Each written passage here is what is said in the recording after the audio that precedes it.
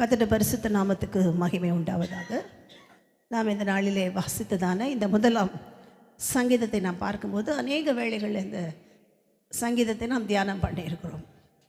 இந்த சங்கீதத்தை எழுதினவர்களை குறித்து சொல்லப்படாவிட்டாலும் ஒரு சிறிய சங்கீதமாக இருந்தாலும் இந்த அநேக வேளைகளில் அநேகருக்கு பொருத்தமாக இருக்கிற ஒரு சங்கீதம். எந்த காலத்துக்கும் இது பொருத்தமாக இருக்கும். 1000 வருஷம் முன்னாடியும் பொருத்தமாக இருந்திருக்கும். இப்போ எப்படி தான் இருக்குது. நமக்காக எழுதப்பட்ட சங்கீதம் போலவே ஒரு புதிய சங்கீதம் போலவே காணப்படுகிறது. கர்த்தருடைய பரிசுத்த நாமத்துக்கு ஸ்தோத்திரம். இதில் தேவன் என்ன செய்கிறார், அநேக வேளைகளில் கர்த்தருடைய பிள்ளைகளுக்கு சில ஆலோசனைகளை சங்கீதக்காரர் மூலமாக கொடுத்திருக்கிறதை வேதத்தில் வாசிக்கிறோம். இந்த சங்கீதத்திலையும் முதல் தான் முதல் சங்கீதம். ஸ்டார்டிங்கே என்ன சொல்லுகிறார், ஆலோசனை கொடுக்கிறார். சில ஆலோசனைகளை கொடுக்கிறார். துன்மார்க்கருடைய ஆலோசனைகளை நடக்காதீங்க, பாவிகளோட வழியில் போய் நிற்காதீங்க, பரியாசக்காரர் உட்காரும் இடத்துல போய் உட்கார்ந்துடாதீங்க. இது மூணும் ரொம்ப கஷ்டம். ஏன்னா உலகமே இப்படி தான் இருக்குது, துன்மார்க்கத்தினால் அலைந்து இருக்கிறது. யார் துன்மார்க்கர் தெரியல, துன்மார்க்கரோட ஆலோசனை எப்படி இருக்குன்னே தெரியல. நல்லது மாதிரி தான் இருக்கு. வேதத்தில் நாம் பார்க்கறது போல தாவீதுக்கு கொடுக்கப்பட்ட ஆலோசனை நல்லது போல தான் இருந்தது. ஏன்னா சொந்த ஃப்ரெண்டு ஆலயத்துக்கு ஒன்றா போயிட்டு வருவாங்க. அகிதோப்பேல் கொடுக்குற ஆலோசனை எப்படி இருந்தது, தாவீதுக்கு தேவதூதனுடைய ஆலோசனை மாதிரி இருந்ததும். கர்த்தருடைய பரிசுத்த நாமத்துக்கு ஸ்தோத்திரம். அது துன்மார்க்கருடைய ஆலோசனைன்னு தாவீதால கண்டுபிடிக்க முடியல. கர்த்தருடைய பரிசுத்த நாமத்துக்கு ஸ்தோத்திரம். அநேக வேளைகளில் நம்ம ஆத்மாவுக்கு கண்ணி வைக்கிறவர்கள், நமக்கு விரோதமாக இச்சகம் பேசுகிறவர்கள், சபைக்கு விரோதமாக கிரியை செய்கிறவர்கள் என்னதான் செய்வாங்க, இந்த துன்மார்க்க ஆலோசனை கொடுக்க தான் ரெடியாக நின்றுட்டே இருப்பாங்க. நம்ம ஒன்று சொன்னால் 9 ஆக்கிடுவாங்க. கர்த்தருடைய பரிசுத்த நாமத்துக்கு ஸ்தோத்திரம். ரெடியாக நின்றுக்கிட்டே இருப்பாங்க. ஆரம்பத்தில் இப்போ இல்லை, ஒரு 10 வருஷம் முன்பு தாங்க, கேசியா பிறக்கிறதுக்கெலாம் முன்னாடி நினைக்கிறேன், 10-15 வருஷத்துக்கு மேலாக இருக்கும். ஒரு நாள் இங்கே ஜெபம் பண்ணிட்டு இருக்கும்போது கர்த்தர் ஒரு தரிசனத்தை காண்பித்தார். கீழே சபையிலேருந்து இறங்கி போகிறாங்க. ஆனால் ஒரு கரடி முகம் வைத்து ஒரு லேடி, ஒரு நரி முகம் வைத்து ஒரு லேடி, பன்னி முகம் வைத்து ஒரு லேடி. இவங்க இறங்கி போக போக கீழே நின்று என்ன செய்து, இந்த கரடி முகம் வச்சது ஆலோசனை கொடுக்குது, இந்த பன்னி முகம் வச்சது ஆலோசனை கொடுக்குது, நரி முகம் வைத்து ஜனங்க என்ன செய்கிறாங்க, இப்படியும் அப்படியும் கன்ஃபியூஸ் ஆகுறாங்க. அப்போ இன்னும் கொஞ்சம் நிறைய பேர் வந்துட்டு இருந்தாங்க. கர்த்தருடைய பரிசுத்த நாமத்துக்கு ஸ்தோத்திரம். துன்மார்க்கரோட ஆலோசனைன்னு கண்டுபிடிக்க முடியாது. இப்போ துன்மார்க்கருடைய ஆலோசனை எப்படி உணர்ந்து கொள்வது, எப்படி தெரிந்து கொள்வது?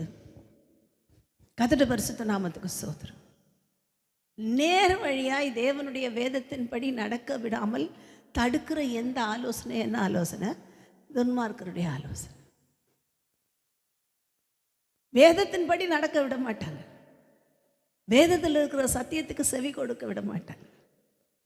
கர்த்தருடைய பரிசுத்த நாமத்துக்கு ஸ்தோத்திரம். வேதத்தில் எழுதப்பட்டிருக்கிற காரியங்கள் இப்படி இருக்குதுன்னா அப்படிலாம் இல்லைன்னு மாற்றி பேசுகிற ஆட்கள் இவங்க தான். யார்? கரடி முகம் வச்சிருக்க ஆள், எந்நேரமும் மாம்ச சிந்தை. எனக்கு ஆண்டவர் அதில் வெளிப்பாடு கொடுத்தது தான். இந்த கரடி முகம் வச்சிருக்க ஆள் யார்? எந்நேரமும் மாம்ச சிந்தை, சோறு, தண்ணி, தூக்கம், உலக ஆசீர்வாதம், நல்ல புடவை, நல்ல உலகத்தின் ஐஸ்வர்யங்கள், இதை பற்றியே பேசுறது. எதை பற்றியே பேசுறது? இதுதான் அவங்களுக்கு மெயின். என்னது? சோறு, தண்ணி, தூக்கம். இவங்க யார்? மாம்ச சிந்தை உள்ளவர்கள். மாம்ச சிந்தையோடு கூட வந்து நம்மகிட்ட பேசினாங்கன்னா எப்படி சொல்லி தருவாங்க? ஏங்க அந்த சபைக்கு போனாங்க, நல்ல வசதி ஆயிட்டாங்க, நீங்களும் போகிறீங்களே, போனதுலேருந்து இப்படியே தானே இருக்கிறீங்க. என்ன ஆலோசனை? நம்மளை ஆண்டவர் பெரிய பணக்காரங்களாக்கி இல்லை. ஆனால் ஒன்று தெரியும், நம்ம வேதத்தில் எப்படி வைத்திருக்கிறார்? ஐஸ்வர்யவான்களை வைத்திருக்கிறார். நமக்கு எல்லாம் பீரோவில் இல்லை, ஆனாலும் ஒரு குறையும் இல்லை. எல்லாம் இருந்து குறைவோடு இருக்கிறது வேற. நம்ம வாழ்க்கை எப்படி இருக்குது? பீரோவில் ஒன்றும் இல்லை, வெளியே பார்க்கறதுக்கு தான் பெருசாக இருக்குது. நேற்று கூட சொல்லும்போது அதுதான் அமாவாசை மீட்டிங்கில் சொன்னேன். பேர் பெத்த பேர் தாக நீலு லேது. என்ன கிடையாது, குடிக்கிறது கூட தண்ணி கிடையாது. பிரபாகரன் பாஸ்டர் அடிக்கடி சொல்லுவார், என்னது குடிக்கிறது கஞ்சி, கொப்பளிக்கிறது பன்னீர். உள்ள வீட்டுக்குள்ளே சாப்பிட்டு வந்தது என்னது? திருநெல்வேலி போனீங்கன்னா தெரியும், திருநெல்வேலியில் நிறைய அந்த வெளி காரியங்களை ரொம்ப இம்பார்ட்டன்ஸ் கொடுப்பாங்க, மற்றவங்க பார்க்கணும் அப்படின்னு. சாப்பிட்றது எதில்? நல்லெண்ணெய் ஊற்றி சாப்பிடுவாங்க. நல்லெண்ணெய் ஊற்றி சாப்பிட்டுட்டு வெளியே வரும்போது அந்த இலையில் என்ன பண்ணுவாங்களாம், இல்லை நல்லெண்ணெய் ஊற்றில சாப்பிட்றதுக்கு கஞ்சியோ கூழோ சாப்பிட்ருப்பாங்க. அந்த இலையை போடும்போது இலையில் கொஞ்சம் நல்லெண்ணெய் மட்டும் தேய்ச்சி என்ன பண்ணுவாங்களாம், வெளியே. காரணம் நெய்லேயே சாப்பிட்ட மாதிரி மற்றவங்க நினச்சிக்கணும். இலையில பாரு எவ்வளோ நெய் இருக்குது அப்படின்னு மற்றவங்க பார்க்கணும். சாப்பிட்டது என்னது? கஞ்சி. இன்றைக்கி ஊழியக்காரங்க நிலைமை அதுதான், அநேக பரிசுத்தவான்களுடைய நிலைமை அதுதான். குடிக்கிறது கஞ்சி தான், ஆனாலும் கொப்பளிக்கிறது இதில் தான் வச்சுருக்காரு நம்மளெல்லாம், பன்னீரில் தான். பார்க்குறவங்கெல்லாம் அப்பா இவங்களுக்கா கஷ்டம், அவங்க போடுற ட்ரெஸ் என்ன, அவங்க பேசுகிற பேச்சு என்ன, அவங்க போகிற இடம் என்ன, அவங்கள பார்த்தா கஷ்டப்படுறவங்க மாதிரியா இருக்குது. காரணம் என்ன? தேவன் நம்மை அப்படி வைத்திருக்கிறார். ஒன்றுமே இல்லைன்னா நல்லதாக வச்சுருக்காரு. இந்த துன்மார்க்கர் என்ன பண்ணுவான்? இதை முக்கியப்படுத்திடுவான். அப்போ என்ன சொல்லணும்? எனக்கு ஒன்றும் இல்லைனாலும் பரவாயில்ல, என் தேவன் என்னை நல்லா வச்சுருக்கார், நீ அப்பாலே போ சாத்தானே அப்படின்னு சொல்லுவான். இதுதான் ஆண்டவராக இயேசு கிறிஸ்துவிடத்தில் பேதுரு போய் சொன்னான், ஆண்டவரே உமக்கு இப்படி சம்பவிப்பதில்லை, ஆண்டவரே நீ மறிக்கக்கூடாது, உனக்கு இப்படி ஆயிடக்கூடாது ஆண்டவரே சொல்லிட்டு சும்மா இருந்த ஆண்டவரே போய் கடிந்து கொண்டான். கடிந்து கொண்டான்னா என்ன? ஆண்டவராக இயேசு கிறிஸ்துவை ஒரு திட்ட ஆரம்பித்தார். இந்த கல்லின் மேலே சபையை கட்டுவேன்னு பெருமை வந்துருச்சு. நான் தான் அடுத்த ஆலோசகர். என்ன ஆலோசகர்? துன்மார்க்கம், திடீர்னு துன்மார்க்கம். இப்போ இன்றைக்கு மாம்சத்தின் படி ஆலோசனை சொல்லுகிற ஆட்களுக்கு செவி கொடுக்காதிருங்கள். அது யாராக இருந்தாலும் பரவாயில்ல. நமக்கு தேவன் பேசி கொடுத்த சபையில் நிலைத்திருக்கிறவர்கள் பாக்கியவான்கள். நமக்கு கொடுக்கப்படுகிற சத்தியமே பைபிள் ஸ்டடி மாதிரி தான் இருக்குது. பைபிள் ஸ்டடிக்காக சிலர் ஓடுறாங்களாம். நாங்கள் பைபிள் ஸ்டடி எடுக்கும்போது ஆரம்பத்தில் 10 பேர் வந்தாங்க, அப்புறம் 3 பேர் ஆனாங்க, அப்புறம் ரொம்ப நாள் ஜானகி சிஸ்டம் மெரியாம் சிஸ்டம் ரெகுலராக வந்துடுவாங்க. புதன்கிழமை அன்னைக்கு எப்படியாவது வந்துடுவாங்க. அவங்க வந்தாங்கன்னா நாங்கள் அந்த 1 hour பைபிள் ஸ்டடி எடுக்காமல் இருக்க மாட்டோம். நிறைய காரியங்களை கற்றுக் கொடுத்தார். ஆனால் என்னாச்சு? அதுவும் ஒரு காலகட்டத்தில் தேவன் என்ன செய்தார்? முடியாமல் போயிட்டு நிறுத்த வேண்டிய சூழ்நிலை. ஆனால் இன்றைக்கி நமக்கு சத்தியத்தை எப்படி தான் கொடுக்குறார் தேவன்? ஒரு பைபிள் ஸ்டடி மாதிரி தான் கொடுக்குறாரு. கர்த்தருடைய பரிசுத்த நாமத்துக்கு ஸ்தோத்திரம். பைபிள் ஸ்டடிக்காக சபைக்கு வேறு சபைக்கு போகிற என்ன சொல்லி கொடுப்பாங்க? தவறான உபதேசங்கள். முதல்ல ஒரு ஊழியக்காரன் வேறு சபைக்கு போகிறீங்கன்னா இங்கே வராதிங்கன்னு சொல்லுகிறவர்கள் தான் ஊழியக்காரன். அங்கேயா போகிற, அங்கே போகாத, இங்கே வான்னு சொல்லுகிற ஆட்கள் ஊழியக்காரனே கிடையாது. ஒரு வேளை எகோவா விட்னஸோ ஜீசஸ் ஒன்லியோ தவறான உபதேசங்களில் போகிறாங்களோ அவங்கள கூப்பிடலாம். அவங்கள இங்கே வந்ததுக்கு போனவங்கள மனம் மாறுகிறதுக்காக இங்கே கொண்டு வந்து அவங்களுக்கு சத்தியத்தை சொல்லலாம். ஆவிக்குரிய சபைக்கு ஏற்கனவே போயிட்டுருக்காள், இங்கே வான்னு கூப்பிட்டா அதுக்கு பேர் என்னது? அவன் ஊழியக்காரனே இல்லை. கர்த்தருடைய பரிசுத்த நாமத்துக்கு ஸ்தோத்திரம். அப்போ இன்றைக்கு தேவன் நமக்கு என்ன சொல்லி கொடுக்க விரும்புகிறார்? துன்மார்க்கருடைய ஆலோசனை இதுக்கே இவ்வளோ இருக்குது. துன்மார்க்கருடைய ஆலோசனை மாம்சத்தின்படி இருக்கும். துன்மார்க்கருடைய ஆலோசனை எப்படி இருக்கும்? நரித்தனமாக தந்திரமாக இருக்கும். நாங்கள் சாப்பாடு கொடுக்கறது, டீ கொடுக்கறது இதெல்லாம் ஸ்டாப் பண்ணதுக்கே ரீசன் என்னென்னா, இதில் ஒரே சண்டை. அவங்க 2 எக்ஸ்ட்ரா எடுத்துக்கிட்டாங்க, இவங்க 2 எக்ஸ்ட்ரா எடுத்துக்கிட்டாங்க. அதை யார் கழுவி வைக்கிறது? இந்த வேலையே வேணான்னு என்ன பண்ணோம், இப்போ பாக்கெட்டில் கொடுத்துரும். ஏன்னா எங்களாலையும் செய்ய முடியல. செஞ்சிட்ருவங்க எல்லோரும் இப்போது பலவீனமாயிட்டாங்க. எல்லாரையும் நாங்கள் இப்போ செய்யன்னு சொல்கிற அளவுக்கு அவங்களுடைய பலனும் இல்லை. கர்த்தருடைய பரிசுத்த நாமத்துக்கு ஸ்தோத்திரம். அதனால் பாக்கெட்டில் கொடுத்துட்றோம். அதான் ஈஸியாக இருக்குது, வீட்டுக்கு போய் சாப்பிட்டுக்கோங்க. ஏன் இதை மாறுகிறதெல்லாம் ஏன் மாறுது? இதெல்லாம் மாம்சத்தின் கிரியைகள். நரித்தனமாக இது வச்சு சபையில் குழப்பம் பண்ணாங்க. ஒன்றும் இல்லாத அழிந்து போகிற போஜனத்துக்காக சண்டை வந்தது. நீயா நானா, உனக்கா எனக்கா? அந்த சிஸ்டர் வந்தாங்க, அவங்க குடும்பத்துக்கு மாத்திரம் 4 எடுத்துட்டாங்க எக்ஸ்ட்ரா. அந்த சிஸ்டர் எல்லாம் கழுவி க்ளீன் பண்ணியிருப்பாங்க, அதெல்லாம் தெரியாது. கர்த்தருடைய பரிசுத்த நாமத்துக்கு ஸ்தோத்திரம். இப்படி குழப்பம் பண்ணுகிற ஆட்கள். இதன் மத்தியில் தான் நம்ம ஊழியம் செய்கிறோம். இதெல்லாம் நடத்தி செஞ்சாலும் தப்பு, சரி முடியலையேன்னு ஓரங்கட்டி வச்சாலும் தப்புனா, எப்படி பேசினாலும் இவர்கள் யார்? இவங்க நரித்தனமான ஆட்கள். இவங்க நோக்கம் தேவன் அல்ல. இவங்க நோக்கம்லாம் நரித்தனமாய் தந்திரமாய் ஆத்துமாக்களை பிடிக்கிறவர்கள். கர்த்தருடைய பரிசுத்த நாமத்துக்கு ஸ்தோத்திரம். இந்த கூட்டத்தின் மத்தியில் இருக்கிறோம். அதனால தான் ஆண்டவர் சொல்கிறார், துன்மார்க்கருடைய ஆலோசனையில் நடக்காத. நமக்கு தெரியும் வேதம் நமக்கு துன்மார்க்கமாக ஆலோசனை கொடுக்காது. இந்த வேதம் சத்தியம் உள்ளது, தெளிந்த ஆலோசனை கொடுக்கும். கர்த்தருடைய பரிசுத்த. அதனால தான் 2வது வசனத்தில் வாசிக்கிறோம், இரவும் பகலும் இந்த வேதத்தில் தியானமாக இருக்கிற மனுஷன், பிரியமாக இருந்து தியானமாக இருக்கிற மனுஷன் பாக்கியவான். வேதத்தையே தியானிக்கிறவங்களுக்கு தெரியும், பேசுகிறாள் தப்பாக பேசினா ஆவியானவர் உள்ள சொல்வார், கள்ள ஓநாய்கள், கள்ள அப்போஸ்தலர்கள், கள்ள ஊழியர்கள் ஜாக்கிரதை என்ற ஆவியானவர் உள்ள இருந்து பேசுவார். கர்த்தருடைய பரிசுத்த நாமத்துக்கு ஸ்தோத்திரம். அவர்களுக்கு எச்சரிக்கையாயிருங்கள் என்று எச்சரிப்பு கொடுப்பார். இப்போ என்ன செய்யணும்? இன்றைக்கு தேவன் நம்ம இடத்துல எதிர்பார்க்கிறது இந்த அபிஷேகம். அபிஷேகத்தோடு கூட வேதத்தை வாசிக்கும் போது ஆவியானவர் தெளிவாய் பேசுவார். எங்களை ஆலிஸ் ஆண்டிக்கு நாங்கள் எல்லாம் இந்த பாதையில் வந்ததுனால தான் உங்களுக்கு சொல்கிறோம். ஆலிஸ் ஆண்டி சபைக்கு நாங்கள் போயிட்டு இருக்கும்போது அவங்க சபையில் தான் ஒரு பாஸ்டர் ஒருத்தர் வந்தார். ஒரு பேர் கூட எனக்கு மறந்து போச்சு. சில நாட்கள் தான், ஒரு மாதம் கூட இல்லை. அவர் வந்ததே ஒரு 4 நாள் வந்திருப்பார். ஒரு வாரத்துக்கு ஒரு நாள், ஒரு சண்டே இப்போ வந்தார். அந்த பாஸ்டர் வந்துட்டு ரொம்ப ஜோக்காக பேசுவார். ஆரம்பத்தில் ரட்சிக்கப்பட்ட புதுசில் மெசேஜ் குடிச்சா கொஞ்சம் டயர்டாக தூக்கம் வர மாதிரி இருக்கும். சிரிப்பாக பேசினா எப்படி இருக்கும்? ஒரே ஜோக் அடிச்சுட்டே இருந்தால் எப்படி இருக்கும்? ஒரே சிரிச்சு அவர் மெசேஜ் கேட்டு சிரிச்சு என்ன மெசேஜ் சொன்னாலும் மறந்துடும். அடித்து ஜோக்கெல்லாம் ஞாபகம் இருக்கும். அது இயல்பு, புதிதாய் வருகிறவர்களுக்கு அது இயல்பு. கர்த்தருடைய பரிசுத்த நாமத்துக்கு நாங்களும் அப்படி தான். அவர் நான் ஒரு மெசேஜ் கொடுக்குறாரு. சரி எல்லாம் பேசி அப்புறம் ஒரு நாள் என்ன பண்ணார்னா, உங்கள் வீடு எங்கே இருக்குது சிஸ்டர்னு கேட்டார்.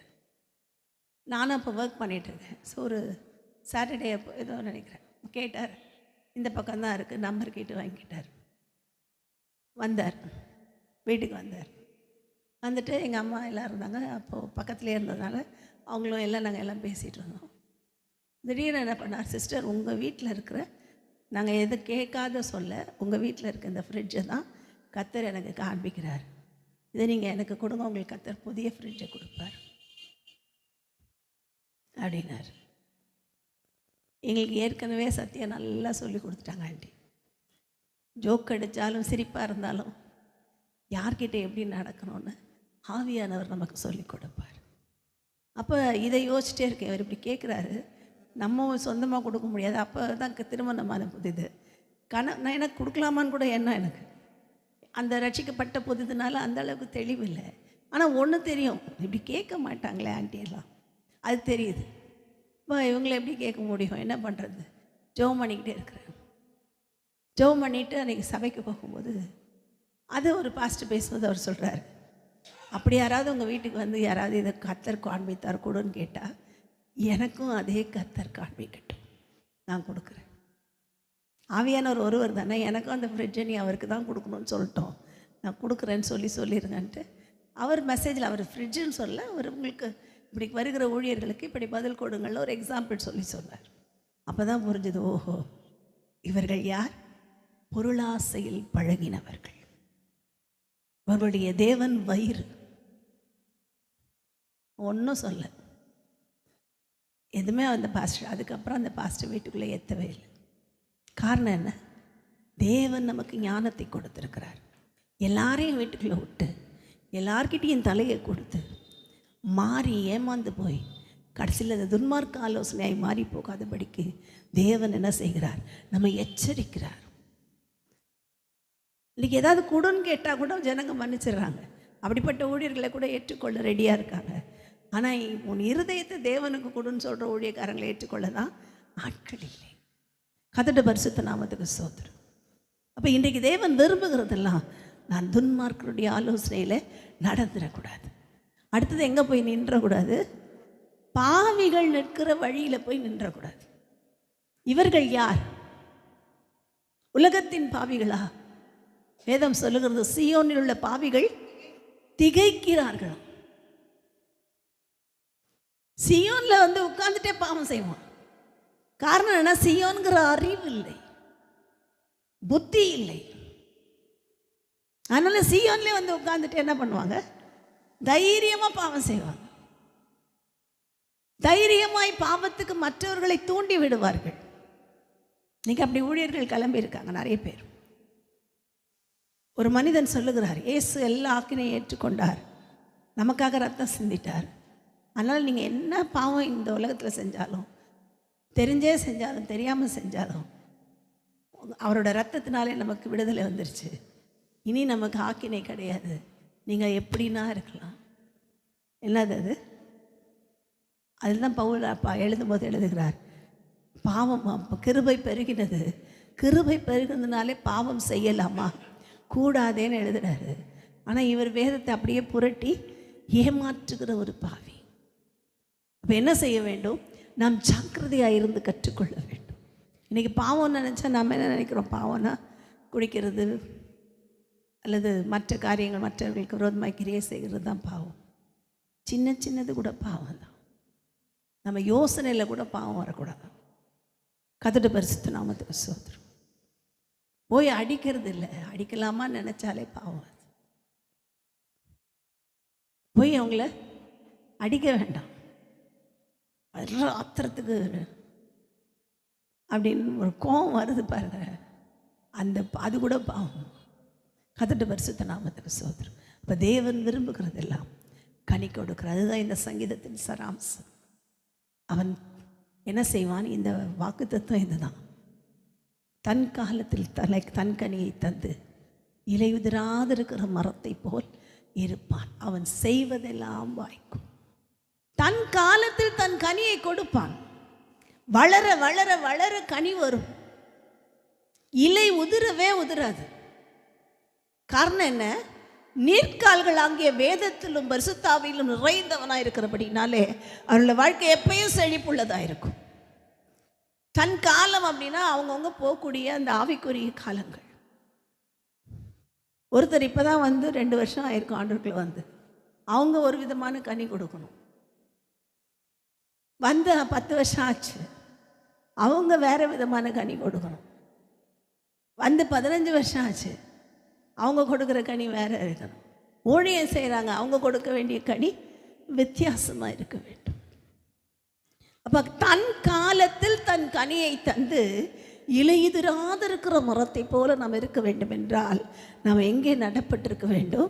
நீர்க்கால்களின் ஓரமாக, பரிசுத்தாவியின் நிறைவில், வேத வசனமாகிய தியானத்தில் நாம் நிலைத்து இருக்கும் போது என்ன நடக்கும்னா, நமக்கு எப்பப்போ என்ன கனி கொடுக்கணுமோ அதை கொடுக்க வைப்பார். ரட்சிக்கப்பட்ட புதிதில் ஒரு விதமாக இருந்திருப்போம், ரட்சிக்கப்பட்ட பிற்பாடு தேவன் வளர வளர வளர அதிலிருந்து ஒரு ஜெயத்தை கொடுப்பார். முடியவே முடியாதுன்னு சொல்கிற அந்த பாவத்திலிருந்து விடுதலை கொடுப்பார். கர்த்தருடைய பரிசுத்த நாமத்துக்கு. சாது சுந்தர் சிங்கை குறித்து ஒரு சாட்சி உண்டு. அவருக்கு ரொம்ப கோபம் வருமா. அவருடைய சுபாவம், முக்கியமான சுபாவம் என்னன்னா, முன் கோபம் ஜாஸ்தி. உடனே கோபப்பட்டுருவாராம். இப்போ ஆண்டவர்கிட்ட கேட்டார், ஆண்டவர் எனக்கு இந்த கோபத்திலிருந்து எனக்கு விடுதலை தாரும், இந்த கோபத்தை விட்டு விட எனக்கு உதவி செய்யும். எப்படி விடுறதுன்னு தெரில. ஊழியம் செய்கிறாரு, நிறைய பாடுகள் வழியாக ஊழியம் செய்கிறாரு. தாழ்மையில் ஊழியம் செய்தார். அவரை போல் ஒரு தாழ்மையில் நம்ம ஏற்கனவே பார்த்துருக்கோம். மற்றவங்க புகழ்ந்ததுனால மரித்தவரை நான் எழுப்ப மாட்டேன் ஆண்டவரே, தனக்கு இருந்த அந்த வரங்களை கூட பயன்படுத்தாமல் தேவனுக்கு மகிமை செலுத்தின பரிசுத்தவான். ஆனால் அந்த கோபத்தை விட முடியல. எப்படி விடுறதுன்னு தெரியல. என்னமோ பிரயாசப்படுறாரு, விட முடியல. ஒரு நாள் தேவன் என்ன செய்தார், அவர் போகிற பாதையில் ஒரு பெரிய குழி, பாதாள குழி போல இருந்தது. அதில் விழுந்துட்டார் இவர் இரவு நேரத்தில். உள்ளே வெறும் பிணங்கள், அந்த ஸ்மெல்லு, அந்த பயங்கரமான இருள். இதில் ஒரு இரவு ஆண்டவர் அவரை வைத்திருந்தாராம். கதட்டு பரிசு ஒரு இரவு முழுவதும் இருந்தாராம். அப்போ தான் அவர் யோசிச்சாராம், மனுஷ வாழ்க்கை எப்படிப்பட்டது, இவ்வளோதான் நாரி போகுது, இந்த நாற்றம் தாங்க முடியல, இவ்வளோதான் வாழ்க்கை, இதில் எதுக்கு கோபதாபங்கள், இதில் எதுக்கு வைராக்கியங்கள், வீண் பெருமைகள் என்று சொல்லி அவர் மனஸ்தாபப்பட்டு தேவனிடத்தில் அழுது தன்னை ஒப்பு கொடுத்தார். அதுக்கு பிற்பாடு அவருக்கு அந்த கோபங்கிறதே இல்லாமல் போயிடுச்சு. சில நேரம் நம்முடைய சுபாவத்தை மாற்றுகிறதற்கு சில பாடுகள் வழியாக தேவன் நடத்துகிறார். அந்த பாடுகள் வழியாக நடக்கும்போது நாம் அந்த சுபாவத்திலிருந்து விடுதலையாக ஆண்டவரே, அது தன் காலத்தில் தன் கனியை தந்து இலையுதிராது இருக்கிற மரத்தை போல இந்த நாளில் நம்முடைய வாழ்க்கை இருக்கும்படிக்கு தேவனிடத்தில் அர்ப்பணிப்போம். இந்த சங்கீதத்தின் எல்லாத்தையும் சொல்ல என்னால் முடியல. அவன் செய்வதெல்லாம் வாய்க்கும். நான் அடிக்கடி சொல்லுவேன், ரசம் வச்சாலும் வாய்க்கும். பெரிய பிரியாணி செய்யலை, என்னங்க சாப்பாடு, ரசங்க, ரசமும் தேங்காய் துவையல், அதுவே எப்படி இருக்கும், அது பிரியாணியோட டேஸ்டாக இருக்கும். அவன் செய்வதெல்லாம் வாய்க்கும். என்னங்க வீட்டில் சாப்பாடு, பழைய சாதம், பச்சை மிளகாய், அதுவும் டேஸ்டாக இருக்கும். கர்த்தருடைய பரிசுத்த நாமத்துக்கு ஸ்தோத்திரம். அப்படிப்பட்ட ஒரு வாழ்க்கை வாழ தேவன் இந்த நாள் எல்லாமே அழைக்கிறார். அவர் கொடுத்த இந்த ஆவிக்குரிய வாழ்க்கையில் நாம் செய்ய வேண்டியதெல்லாம் நீர்க்கால்களின் ஓரமாய் நடப்பட்டு தன் காலத்தில், ஆண்டவரே என் காலத்தில் நான் கனி கொடுத்துட்ருக்குறேன்னா, நான் கொடுக்க வேண்டிய கனி கொடுத்துருக்குறேன்னா என்று சொல்லி நம்மை ஆராய்ந்து பார்ப்போம். கர்த்தர் தாமே நம்மை மென்மேலும் பரிசுத்தமாக்கி அவருடைய ராஜ்யத்துக்கு தகுதிப்படுத்துவாராக. ஆமென்.